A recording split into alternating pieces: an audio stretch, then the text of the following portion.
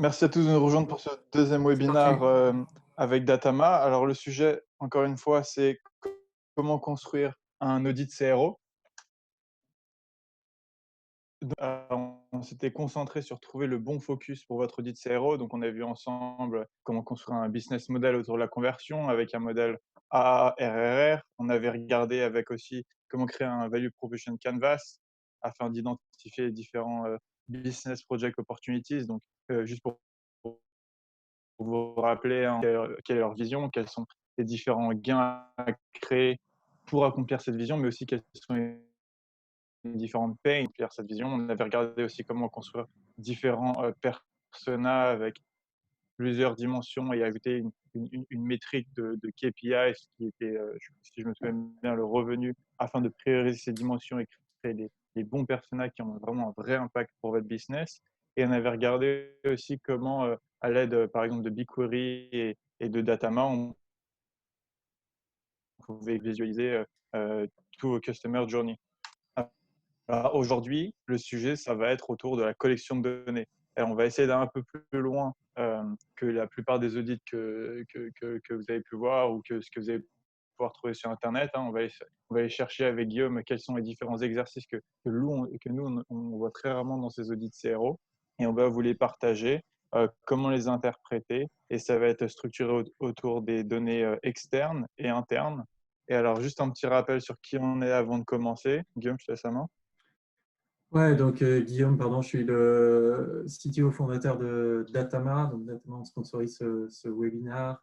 On propose des solutions analytiques, en particulier autour de la CRO. Et j'ai un passé chez Bain et Expedia principalement.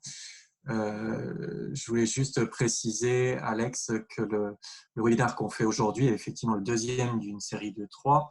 Le dernier était la semaine dernière, jeudi. Mais vous n'avez pas forcément besoin d'avoir atteint ce meeting pour suivre celui d'aujourd'hui. Et vous pouvez retrouver le meeting de la dernière fois sur notre site web. Il y a un lien, une vidéo YouTube et un enregistrement. Cool. Et moi-même, Alex, ça va faire quelques années que moi je suis dans le CRO. J'ai eu beaucoup de clients, plus aux États-Unis et en Angleterre. J'avais monté une société, un cabinet de conseil à Londres qui s'appelle Creative CX.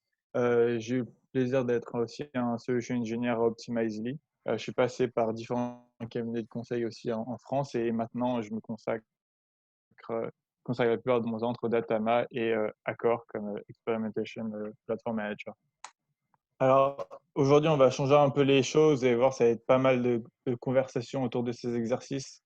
Euh, Vraiment, on va aussi essayer de vous partager quels sont les problèmes que nous, on a pu observer dans les différents audits de conversion que nous avons vus autour de la collection de données et données externes et internes. On va vous aider à finalement comment aller plus loin, vous montrer comment aller plus loin dans votre final d'analysis, qui est quelque chose de très important, bien sûr, en CRO, et aussi comment choisir les bons objectifs en optimisation. Et donc, pour commencer, voilà, si on devait donner les trois plus grands problèmes que l'on a pu voir dans les audits slash programmes de CRO, c'est tout simplement, on voit un trop gros focus sur un seul type d'optimisation. Et qu'est-ce que j'entends par un seul type d'optimisation? Ça peut être très souvent des A/B tests qui sont portés sur des améliorations UI. Et l'optimisation ou l'A/B testing, ça va bien plus loin que ça. De nos jours, avec le server-side, on peut optimiser tout ce qui est performance de page, tout ce qui est fonctionnalité. Et finalement, si vous ne testez qu'un seul type d'optimisation, ça relie très bien au deuxième problème qui est vous allez très vite run out of steam. On va avoir des audits ou des programmes qui vont juste partir avec deux, trois tests et très rapidement, voilà, vous aurez plus forcément une idée d'où vous allez aller. Vous allez perdre ce momentum que vous avez réussi à créer dans votre programme CRO pour le déclencher en interne. Et très rapidement, ça va juste devenir une petite équipe en silo dans votre société et c'est vraiment pas l'idée. De nos jours, on essaie vraiment de plus créer comment ça s'appelle, des cultures d'expérimentation. Et pour cela, c'est important de créer du momentum, c'est important de savoir tout ce que l'on peut tester et de ne pas se restreindre à certains tests. Et un très gros problème qu'on a pu identifier aussi dans la plupart des études que j'ai pu voir, c'est trop souvent se concentrer sur 2 ou 3 business KPIs, j'ai envie de dire, qui sont très souvent soit le revenu, soit le panier moyen. Et on ne pense pas finalement à aller chercher ce que nous on a appelé ces micro KPIs, ces KPIs qui sont finalement beaucoup plus faciles à interpréter, à analyser. Alors, imaginez, vous lancez un test sur la home page et votre KPI, le KPI que vous suivez, c'est le revenu. Ça va être très compliqué si vous avez un funnel de 6-7 étapes de vraiment de faire des corrélations précises. Alors que si vous utilisez des choses un peu plus petites, que ce soit comme le click-through rate ou que ce soit, comme on va voir plus tard, des choses qui sont vraiment en relation avec la feature, pouvoir mesurer ça précisément. Et ça va vous permettre de prendre des meilleures décisions, ça va permettre de gagner du momentum et aussi de la confiance dans vos A/B tests et finalement de créer plus d'hypothèses. Et de meilleures hypothèses. Rentrer dans les deux différents types d'exercices on va vous montrer, c'est toujours de partir d'un product requirement document. Alors, juste rapidement, c'est quelque chose que maintenant je vois de moins en moins, que j'ai très rarement vu dans les sociétés que j'ai fréquentées en France, mais que j'avais vu ça pas mal dans tout ce qui était par exemple Netflix et Uber, c'est partez d'un document qui va décrire finalement quel est le corps objectif de la fonctionnalité que vous allez chercher d'optimiser. Donc, rappelez-vous, dans le webinaire précédent, on a essayé de déterminer quel est le business unit que vous voulez améliorer. Très souvent, ce business unit, il va avoir soit un manager, il va avoir un PM, il va avoir différents PO. Allez voir ces PO et demandez-leur, voilà, quel est le corps objectif de leur fonctionnalité, quelle est l'audience pour laquelle ils l'ont créé, et aussi quelle est la valeur ajoutée finalement que ce produit ou cette feature est censé permettre d'ajouter à leur produit. Essayez de réfléchir avec eux, ou sauf si ça a été déjà fait, comment l'utilisateur est censé interagir avec ce produit et cette fonctionnalité. Et ça, c'est vraiment les micro-PIs que vous devriez suivre, qui est un exercice qu'on va vous fournir, de chercher des hypothèses, des idées d'amélioration. Et surtout aussi, quelles sont les différentes méthodes d'adoption ou quels sont les différents KPIs d'adoption que, que ce produit ou cette optimisation, cette variation est un succès. Et ça, c'est très important. Si c'est quelque chose qui n'existe pas, asseyez-vous avec eux et faites cet exercice. Vous allez voir, c'est vraiment un exercice très, très riche. Alors, une fois que vous avez fait ce document, nous, on va vous parler maintenant de deux inputs qui va être très important à ajouter à votre audit. C'est celui de l'external, donc ça va être tous les facteurs externes et vous avez quelque chose de plus interne qui va être en utilisant vos données, soit GA, soit BI, soit Adobe Analytics. Comment vous allez pouvoir utiliser la data science pour gratter, pour aller plus loin dans ce funnel analysis que l'on avait commencé la dernière fois avec le Sunburst. Alors, pour commencer, tout ce qui est euh, external input, quelque chose, c'est dommage dans les audits CRO, alors, c'est les études de marché. Alors, c'est réservé à des niveaux soit VP, soit head of, où on a l'impression que c'est seulement des actions qui vont seulement être, qu'on va seulement pouvoir implémenter d'ici 1 an, 2 ans, etc. Mais pas du tout. Et c'est pour ça que c'est très important d'aller voir quels sont les current trends. Alors, les current trends de mon marché, quelles sont les différentes. Regardez ici, par exemple, on est dans le travel, allez voir quels sont les différents best practices qui sont. Voir en fait qu'est-ce qui est actionnable pour moi sur les 3, 6, 9 prochains mois. Et ça peut être par exemple, on en discutait l'autre jour avec Guillaume, ça peut être le push de notifications. Et par exemple, dans nous, pour un SaaS, ce qui devient le plus important, ça peut être le live chat, etc. Regardez ce qui ce qui vous manque. Et est-ce que vous allez pouvoir décomposer ça en interne sur plusieurs projets afin de pouvoir les implémenter. Et posez-vous cette question, si vous avez l'impression que le marché va dans une certaine direction, est-ce que votre vision va dans cette direction ou non? Et posez-vous la question si c'est une bonne chose, si vous devez peut-être réajuster votre produit roadmap, votre vision, etc. Pour mettre un exemple assez concret de ça, Alex, enfin, l'idée, c'est d'avoir en tête et d'inclure en fait dans cet audit CRO les grandes tendances de marché et la raison pour laquelle telle ou telle idée, pourquoi est-ce qu'on va aller creuser des idées dans telle direction et pourquoi on va arrêter de creuser des idées dans telle autre direction. Je citais l'autre jour l'exemple d'une proposition qui avait été faite par un cabinet sur, on ne citera pas lequel, sur une optimisation de site web, d'audit CRO comme ça, et le cabinet en question déroule ses slides pendant une demi-heure, et à la fin, le CPO, qui est un bon copain, leur pose la question, mais attendez, elle est où la partie mobile? Et enfin, je veux dire, il y avait des screenshots pendant une demi-heure de présentation, des screenshots uniquement desktop, desktop.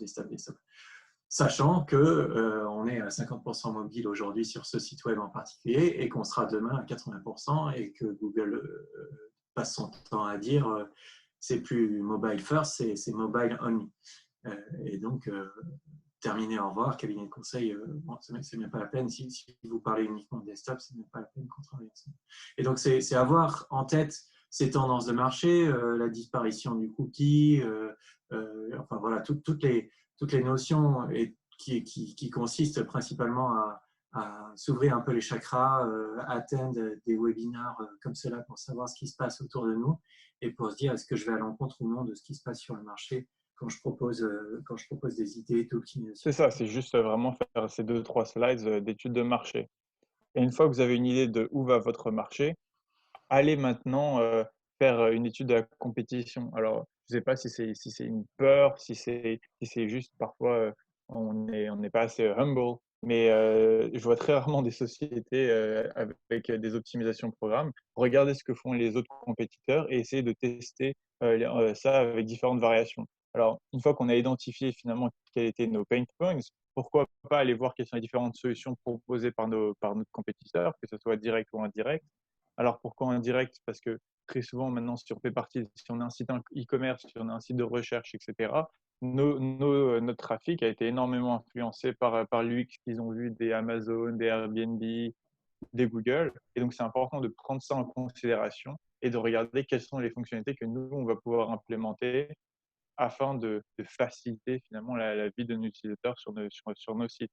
Regarder quels sont les différents latest projects, les différents projets que nos compétiteurs ont fait et quelle est leur vision. Hein. Tout simplement, vous allez pouvoir, si c'est une société publique, donc, par exemple en bourse, vous allez tout simplement pouvoir aller voir quels sont leurs projets pour 2020-2021. Est-ce que, comme disait Guillaume, est-ce qu'ils vont vouloir devenir mobile only? Est-ce qu'ils vont utiliser certaines technologies on voit beaucoup maintenant de sociétés passer sur des technologies comme AMP, comme Progressive Web App.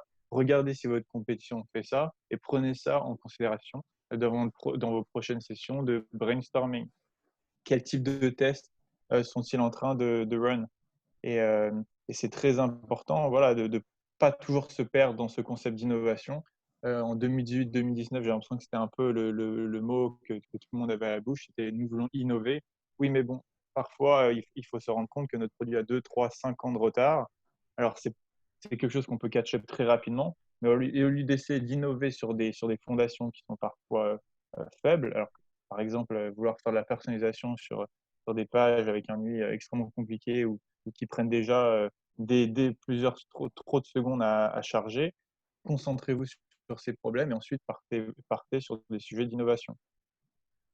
Ouais, en fait, là-dessus, on discutait l'autre jour avec Alex. L'exemple d'Alibaba est assez parlant. Il disait pendant des années, on a copié Amazon et c'est seulement aujourd'hui qu'on rentre dans le truc difficile où, comme on devient leader, on doit faire de l'innovation. Tant qu'on n'est pas leader de son marché, tant qu'on n'est pas Amazon, Facebook ou Google, en fait, c'est beaucoup plus simple de copier ce que font les leaders, non seulement parce qu'ils ont, eux, les moyens et le temps de tester et de faire de l'innovation, mais aussi parce qu'en fait, ils influencent la façon dont les utilisateurs, ce qu'attendent les utilisateurs, quand bien même ce serait une mauvaise idée, ce qu'a fait Amazon. Dès lors qu'Amazon le fait, tout le monde s'attend à ce que ça se passe comme ça sur les autres sites web. Et nous, chez Expedia, c'est quelque chose qu'on faisait at scale.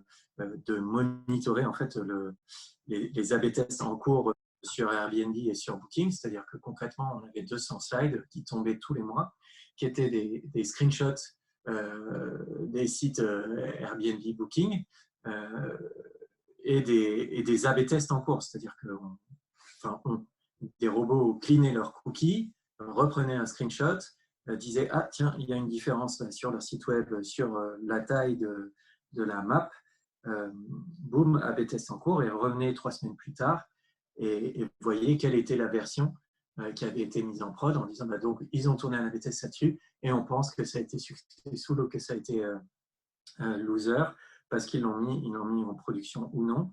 En fait, c'est assez incroyable de se dire qu'on est dans une industrie web où on a la chance d'avoir quasiment les plans du prochain moteur BMW publiés directement sur les sites web et sur lesquels on peut monitorer assez simplement ce qui va se passer et du coup ce qu'on a intérêt nous-mêmes à mettre en place. Ouais, tout à fait, c'est super puissant comme méthode. Et si on continue dans cette lancée, alors je voyais beaucoup de cabinets de conseil mettre ça en option. Pour moi, c'est pas du tout une option quand on fait un audit CRO, c'est de faire du user testing. Alors moi, je l'ai toujours vu avant comme une méthode rapide pour collecter de l'information qualitative de qualité. De plus en plus, je vois que ça se développe aussi comme des pôles à part entière dans les sociétés. Mais c'est de faire du user testing, tout simplement et demander à des vrais utilisateurs ce qu'ils pensent, par exemple, de votre produit, mais aussi, pourquoi pas de comparer votre produit avec vos compétiteurs. Moi, ce que je faisais très souvent et ce que je fais toujours, hein, quand je consulte pour des sites, par exemple, qui ont entre 200 et 300 000 visiteurs par mois, vous avez pas forcément avoir assez de trafic pour avoir 7-8 variations et 10 tests, ou voire 20 tests, en parallèle. Ce que je fais, c'est que je vais tout simplement, si c'est un site e-commerce, demander aux utilisateurs de faire un achat sur ces différents sites et de nous donner un feedback de leur funnel, enfin, du funnel de conversion qu'ils ont utilisé. Souvent, on va avoir des retours qui sont très intéressants, qu'on va pouvoir inclure dans nos sessions brainstorming. Si vous faites dans votre audit, pourquoi pas ajouter 2-3 slides avec les différents commentaires que les utilisateurs ont eu à chaque étape du funnel. Ils vont dire, par exemple, voilà, cette page, je l'ai trouvée plus claire, celle-là, je l'ai trouvée trop longue, tout simplement, là, je manque cette information, incluez-les. Par contre, l'erreur à ne pas faire qui arrive très souvent, c'est réagir au quart de tour, parce qu'on a deux utilisateurs qui ont dit la même chose, qui ont dit, moi, je déteste cette page, et on va voir la semaine d'après la société faire une mise en prod pour le commentaire de deux utilisateurs. Non, c'est juste des feedbacks qui vont permettre d'enrichir votre pipeline d'idées, vos sessions de brainstorming et de créer plus de variations. Surtout, ne réagissez pas au quart de tour pour deux commentaires extrêmement négatifs. En user testing, très souvent, il y a des outils qui vous permettent de choisir des audiences. Utilisez ces audiences qu'on a créées lors du webinaire la dernière fois. La dernière fois, c'est des audiences qui sont généralement démographiques, géographiques, et sur différentes technologies. Donc tout ça, on l'a couvert la dernière fois. Aller sur les audiences qui sont le plus importantes pour la génération de revenus et faites du user testing. Alors si vous me demandez combien de user testing je vous recommande, moi j'essaie toujours d'en faire entre 5 et 15, mais ça dépend réellement de votre budget. Il y a différents aussi, entre guillemets, qualité user testing que vous allez pouvoir faire. Vous allez pouvoir les faire parfois en personne, mais ça va être très cher. Il y a des prix qui sont qui vont être au-dessus par exemple, de 1 000 euros par user test. Mais moi, généralement, je reste au truc le plus simple. Je suis sur usertesting.com. Alors, je ne sais pas s'ils le font pour le marché français. J'ai toujours utilisé pour un marché anglophone. Mais vous allez pouvoir choisir votre audience, poser vos questions. Et je crois que c'est pour même pas 75 $ ou 79 $ par vidéo. Généralement, ça va pouvoir permettre de baisser le nombre de variations que vous allez tester. Ça va augmenter le nombre d'hypothèses. Vous avez la capacité de le faire vous-même, hein, c'est ce DIY concept, do it yourself. Et surtout, voilà, dans vos questions, essayez de suivre le PRD que vous avez créé. Essayez de voir s'ils ont les mêmes interactions que vous souhaitez qu'ils aient avec votre feature, quelles sont leurs méthodes d'adoption et simplement s'ils aiment les fonctionnalités que vous ayez ou que vos compétiteurs ont déjà. Et pour finir, un dernier exercice qu'on aime bien inclure que j'aime bien inclure dans nos audits, c'est l'exercice de SaaS. Quels sont les top SaaS dans votre space? Très souvent, quand vous allez vous faire des études de marché, vous allez voir des fonctionnalités que vous n'avez pas. Et alors, parfois, ça peut être une toute petite fonctionnalité qui va demander 2 à 3 semaines de développement. Et encore, si ça peut être 2-3 semaines, ça peut être beaucoup si vous n'avez pas de pipeline, de pipe. Mais parfois, ça va être des fonctionnalités comme, je sais pas, une authentification avec social media. Et ça peut prendre beaucoup plus de temps. Si surtout, c'est que c'est un système que vous gérez complètement en interne. Allez voir les sas d'authentification. La Auth, par exemple, qui est très bon à ça. Si vous faites du search, allez voir les sas comme Algolia. Et on en discutait avec Guillaume, un truc très intéressant, c'est que de nos jours, les SaaS offrent cette capacité à faire des POC. Alors, généralement, c'est des POC technologiques, ce n'est pas des POC à vocation d'améliorer vos taux de conversion, mais soyez clever, soyez smart, soyez un peu commercial, négociez un temps qui vous permette de l'implémenter avec un outil A/B test, voir si ça améliore vos taux de conversion, au moins si vous avez des tendances à améliorer vos taux de conversion, et ensuite prenez une décision sur oui ou non vous voulez implémenter ce SaaS sur votre produit. Si vous n'avez pas forcément cette capacité d'implémentation, vous voulez seulement tester une fonctionnalité et que vous n'ayez pas du tout, il y a un concept qui s'appelle en client-side Painted Door. Alors, imaginons que vous avez un produit, vous voulez ajouter une fonctionnalité du style ajouter aux favoris. Vous faites un A/B test avec seulement l'icône, si vous voulez, par exemple, cœur, qui vous permet d'ajouter aux favoris. Vous allez tester l'appétence, finalement. Donc, vous allez regarder le nombre de clics, vous allez mesurer le nombre de clics sur cette icône. Alors, soit vous mettrez un message d'erreur, soit rien ne se passe. Il faut accepter que l'utilisateur n'aura pas forcément la meilleure expérience. Vous, ça va vous permettre de mesurer cette appétence. Alors, faites ça sur le très court terme. Si vous voyez un nombre de clics ou un comportement qui est assez intéressant pour votre business, ensuite, vous pourrez implémenter ce concept où vous allez pouvoir juste apporter ce concept en session de brainstorming et voir comment vous allez pouvoir petit à petit l'implémenter ou l'intégrer dans votre pipeline. Ouais, je pense que cette question d'appel à un SaaS et de Painted Door, elle s'applique en particulier sur les tests où ça fait peur en fait au moment où on commence à en parler. Ouh là, un algo de ranking à AB tester, ouh là, un algo de pricing à AB tester, quelque chose, ou justement un favorite, ou personnalisation, quelque chose d'un peu compliqué où on sent que ça va nous prendre du temps, se poser la question, est-ce que c'est cœur pour mon business? Est-ce que j'ai réellement envie de construire une équipe qui va être en charge de cet algo de ranking, ou est-ce que je peux simplement faire appel à un prestat externe qui va faire ça très bien, et moi je me concentre sur ce qui est réellement mon business, et qui va faire ça très bien d'une manière que je pourrais en fait A/B tester, sur lesquelles je pourrais les challenger. On dit c'est parfois compliqué de faire l'époque au résultat, mais ça existe en réalité. Moi, j'ai vu plusieurs A/B tests avec des startups qui étaient prêtes à dire OK, on est d'accord qu'on sera jugé en fonction des résultats de cet A/B test. Cool, alors ça, c'était un angle external où c'est différents exercices que vous allez pouvoir faire pour enrichir un peu voilà, la vision que vous avez pour cet audit, que vous allez pouvoir apporter des perspectives externes. Maintenant, ce qui est aussi toujours très, très important, bien sûr, c'est cette capacité à analyser vos données internes. Alors, la dernière fois, on avait vu comment visualiser globalement votre trafic, choisir un funnel en particulier.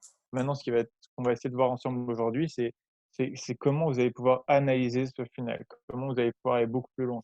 Alors, très souvent, quand on parle de funnel analysis, ce que j'ai vu les cabinets en interne faire, c'est aller dans les différents rapports GA, par exemple, et faire rapport par rapport, voir c'est quoi la moyenne. Alors, par exemple, on va prendre un tableau d'acquisition avec source médium, landing page, différents goals et résultats e-commerce. Je voyais les gens prendre la moyenne, dire voilà, ça c'est la moyenne, ça c'est les pages qui performent moins bien, ça c'est les pages qui performent mieux.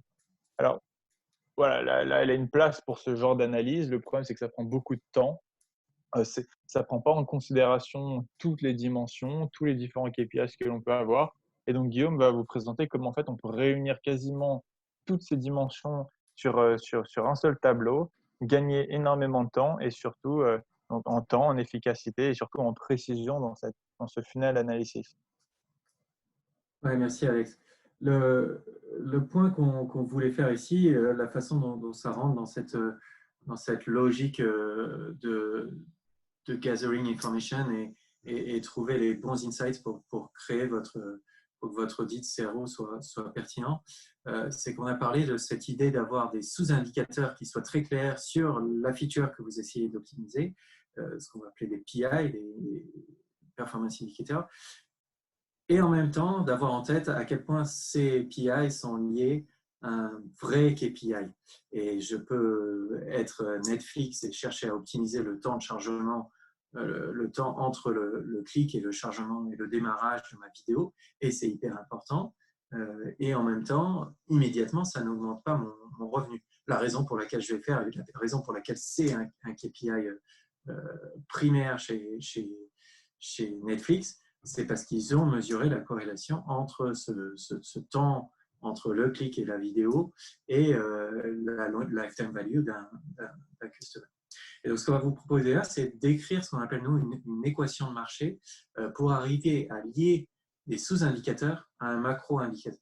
Donc, en prenant l'exemple comme ça d'un funnel d'un site web, donc un exemple classique, sur un site marchand, j'ai des gens qui arrivent, qui font des sessions, qui vont jusqu'à la fiche produit, qui mettent un panier ou pas, qui font un achat ou pas, et qui achètent ou pas. In fine, moi, en tant que site, ce que je cherche à optimiser, c'est mon revenu. Et donc, vos clients internes, ils vont venir, nous, ce qu'on veut faire, c'est optimiser le revenu. Donc, ton audit CRO, tu dois le faire pour optimiser le revenu. Très bien. Maintenant, à l'inverse, vous avez différentes équipes, vous avez différentes responsabilités en fonction de qui s'occupe de la page produit, qui s'occupe d'augmenter le volume de session, qui s'occupe d'augmenter le panier. L'idée, c'est de faire ce qu'on écrit là, ici, là en bas, la petite équation. Il n'y a pas besoin d'avoir fait Polytechnique pour comprendre comment ça s'écrit. Simplement montrer que le revenu est le produit d'une série de ratios qu'on a l'habitude de regarder, c'est-à-dire qu'on a l'habitude de regarder le volume de session en entrée, on a l'habitude de regarder, je ne sais pas, un nombre de pages vues par session, on a l'habitude de regarder un taux de mise au panier, de regarder un panier moyen, qui sont chacun des ratios là, que vous avez sur cette équation. On a moins l'habitude de dire, en fait, en les écrivant comme ça, en disant que le revenu, c'est une fonction de ces 4 produits, et ce n'est pas forcément le multiple de ces 4 ratios, eh bien, je vais pouvoir du coup traduire toute variation d'un de ces sous-indicateurs en variation du macro-indicateur, et du coup pouvoir dire, eh bien, quand j'augmente mon taux de mise au panier, j'augmente in fine mes revenus, et c'est pour ça, monsieur le directeur, qu'on cherche à optimiser cette taux de mise au panier, et ça vaut tant à la fin dans votre EBITDA. Si on prend un autre exemple sur une page, concrètement, si on se met sur une page en particulier et qu'on regarde le nombre de gens qui arrivent sur cette page et le nombre de gens qui ne vont pas bouncer de cette page, c'est-à-dire qui enchaînent sur une autre page sur le site web, ben là, on va rentrer dans des sous-indicateurs qui sont plus des indicateurs proches de ce qu'on pourrait trouver typiquement sur un Content Square, le nombre de views, le nombre de gens qui passent la souris, le nombre de gens qui cliquent là-dessus. Et chacun de ces ratios, le taux d'engagement, etc., ce qu'on appelle le taux d'engagement, le taux de survol et tout ça, vont en fait être traduits en taux de clic, qui est l'objectif final qu'on cherche à obtenir. Et à partir de ça, si je reprends l'exemple précédent, en fait, on va pouvoir sortir de la donnée qui correspond en fait à chacun de ces KPI, c'est la slide suivante, et construire en fait la logique de funnel. C'est tout simplement, vous voyez, ce qu'on voyait tout à l'heure, donc user, session, checkout, purchase, revenu, qui sont splittés en l'occurrence par un certain nombre de dimensions qu'on sait être impactantes pour notre business, et notamment une dimension sur laquelle en fait on va vouloir comparer, essayer d'expliquer un écart. On parlait la dernière fois d'audience, essayer d'expliquer pourquoi le mobile fait mieux que le desktop, essayer d'expliquer pourquoi les utilisateurs Europe font mieux que les utilisateurs US, ou pourquoi on fait moins bien que l'année dernière. C'est ce qu'on va faire ici, en l'occurrence, avec la dimension date qui est là. Et à ce moment-là, on va pouvoir, à partir de ce type de dataset, très rapidement construire une vision comme ça, très lisible par des top managers, ce qu'on appelle des waterfalls, des cascades, qui décomposent en fait un écart entre last year, ce que vous avez tout à gauche en bleu ici, à 45 000 euros, et ici à 32 000 euros, par l'évolution d'un certain nombre de sous-indicateurs, en l'occurrence le volume d'utilisateurs qui a baissé de 12%, le taux de conversion qui a baissé de 27%, et ensuite pour pouvoir drill down dans chacune de ces étapes pour dire là-dessus, ce taux de conversion qui baisse globalement de 26,7%, il s'explique par une variation de la performance sur le segment organique ou par un problème d'effet mix sur le segment referral, ce que vous avez là sur cette slide. Ça, c'est une analyse qu'on appelle chez Datama Compare. C'est un outil qu'on a construit qui permet d'automatiser cette analyse de manière très simple, c'est-à-dire à partir du dataset que vous voyez juste avant, on plug ça dans l'outil, on obtient immédiatement la visualisation que vous avez là et les bullet points qui vont avec pour en fait pouvoir expliquer cet écart et pouvoir du coup à nouveau pointer là où ça fait mal et traduire un sous-indicateur, un PI, en une variation d'un macro KPI, ce qui est hyper important en fait pour se concentrer sur les bons sujets. Voilà.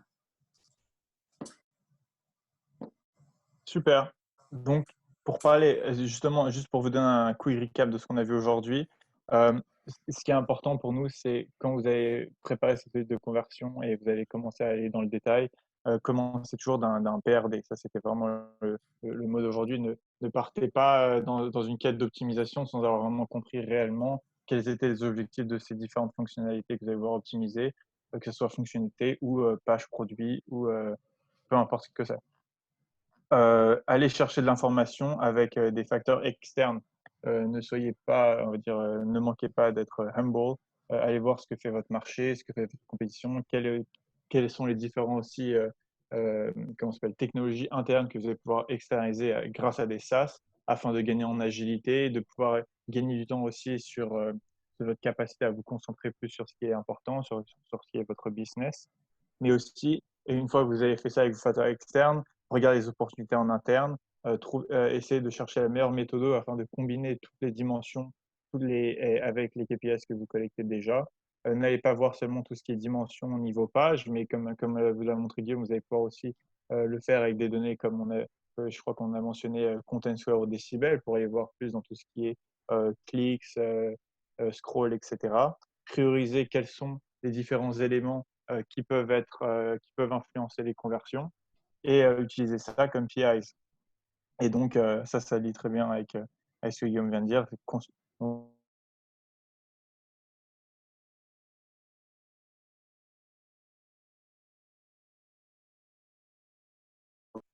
En prochaine étape, alors juste si on dit rapidement ce qu'on présentera dans le webinaire 3, on vous montrera sinon quels sont les différents outils qui sont un peu nécessaires à la réalisation d'un programme et d'un audit A/B testing. Alors, ce qu'on voit rarement aussi, c'est que très souvent, les audits A/B testing ne se concentrent seulement que sur les opportunités d'hypothèses et d'A/B tests. Ce qui est important, je pense, c'est d'inclure à chaque fois à la fin d'un audit CRO A/B test quelles sont les améliorations technologiques ou opérationnelles qu'une société peut avoir afin voilà, de croître sa culture d'expérimentation. Et c'est ce qu'on va vraiment parler la prochaine fois, que ça soit des outils de programme management, mais aussi des outils d'analyse d'A/B test. Et on parlera brièvement aussi de quelles sont les différentes méthodes de test, que ce soit client-side, server-side, etc. Ouais, donc ça c'est 23/04 jeudi prochain, même heure, 15h. N'hésitez surtout pas à en parler autour de vous si vous avez trouvé ce webinaire intéressant. On peut retrouver, vous allez retrouver l'enregistrement du webinaire d'aujourd'hui sur notre site web. On vous l'enverra probablement par mail. Voilà, on avait dit qu'on passait une demi-heure. On a un tout petit peu débordé, donc on est désolé.